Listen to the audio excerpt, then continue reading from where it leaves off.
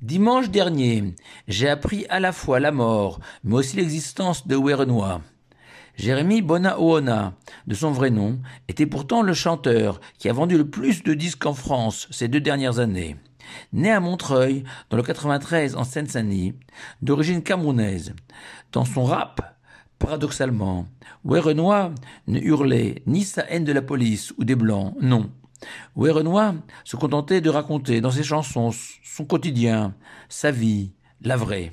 Dans ses mots à lui, dur forcément, dans un univers où des paroles, des images, des pratiques autrefois interdites ou marginales sont devenues la norme. La vie est la vraie. Il en est aussi question dans la paracha de Béar, la première des 2 sidrotes que nous lirons ce Shabbat. En effet, la Torah raconte l'histoire banale d'un achat, une transaction, comme il y en a tous les jours des milliards sur terre. Sauf que le texte sacré met en garde tant l'acheteur que le vendeur de faire preuve de probité. L'otonu ishetamito, recommande la Torah. Ne vous lésez point, soyez honnêtes. Et ce, tant sur la quantité, la qualité et bien évidemment le prix du bien acheté. Et le vendeur, surtout, se doit de ne pas mentir, ne pas tricher, respecter le cours du marché du bien qu'il vend, ne pas vendre un bien défectueux sans en prévenir l'acheteur, ou servir une plus petite quantité ou une plus petite surface pour un bien immobilier. Selon la halakha, la loi juive, un vendeur est tenu de rembourser la différence à l'acheteur dans le cas où il a vendu un objet au-dessus de son cours officiel. La vente peut être même annulée si le prix encaissé dépassait de plus d'1/6 la valeur officielle du bien vendu. Et le Chinour, cet ouvrage du Moyen-Âge, explique très simplement l'obligation d'être honnête dans le commerce, par le devoir de bâtir un monde stable et équilibré, comme Dieu l'a espéré au moment de la création, et que tromper son prochain lors d'une vente ne peut que provoquer frustration, haine, esprit de revanche, tous les ferments de la désintégration de la société. Mais du Talmud, il se dégage une dimension supplémentaire à cette interdiction. En effet, dans le traité de Shabbat, on raconte qu'après 120 ans, la première question que posera le tribunal céleste à l'homme est la suivante. As-tu commercé Be'emouna honnêtement? Étonnant. On se serait plutôt attendu à une question sur le respect d'un des 3 piliers du judaïsme, le Shabbat et les fêtes, la cacheroute, la famille, principale expression de notre vie juive, de notre foi en Dieu. La réponse à notre étonnement se trouve dans le mot Be'emouna, que j'ai traduit par « as-tu été honnête ?» Or, Emouna se traduit littéralement par la foi, la croyance en Dieu, ce qui signifie que la première question posée à l'homme après 120 ans est la suivante. Est-ce que dans ton commerce, dans ton travail, dans ta relation avec l'argent, est-ce que tu as cru en Dieu ?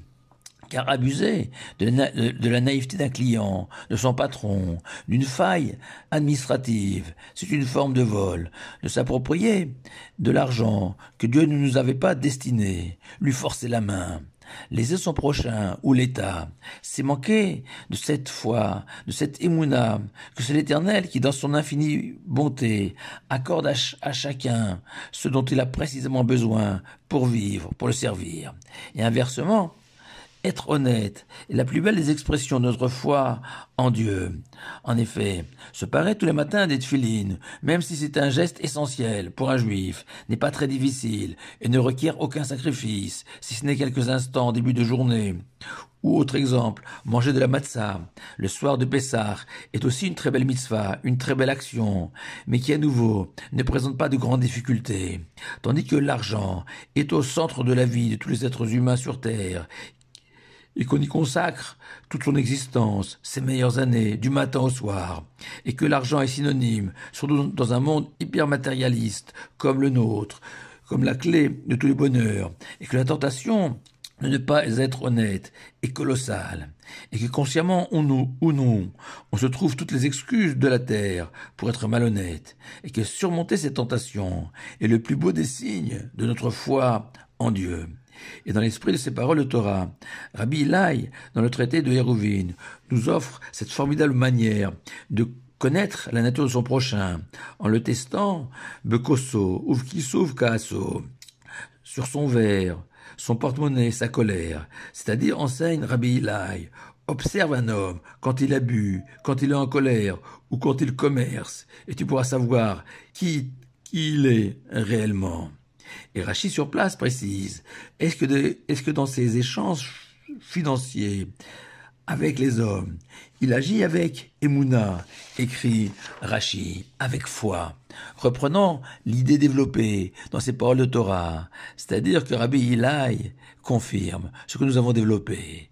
Tu veux savoir sur qui tu peux compter, qui est un homme juste et pieux. Ne va pas à la synagogue. Là-bas, tous les fidèles portent de beaux châles de prière et des tefilines de grande qualité. Ça ne veut pas forcément dire grand-chose. Non, suis cet homme dans son magasin, dans son travail, chez lui, à la maison avec ses proches, ou même dans l'intimité. En effet, le porte-monnaie symbolise clairement le travail, le commerce.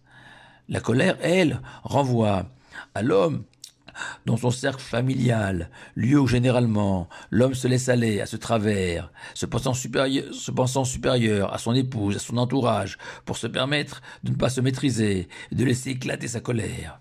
Et enfin, le verre, le vin, lui correspond à la situation d'un homme, seul avec lui-même, à sa manière de se faire plaisir, de profiter de la vie, avec toujours la même exigence, c'est de la Emouna, croire que Dieu est présent à chaque instant à nos côtés.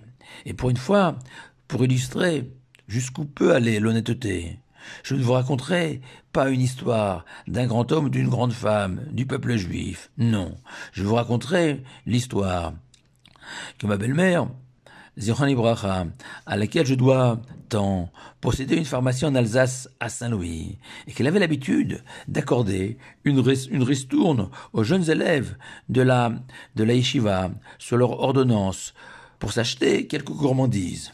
Sauf que je n'oublierai jamais qu'il y avait parmi ces élèves, âgé d'à peine une quinzaine d'années, qui a toujours refusé ces quelques sous en se justifiant ainsi. Ce n'est pas honnête.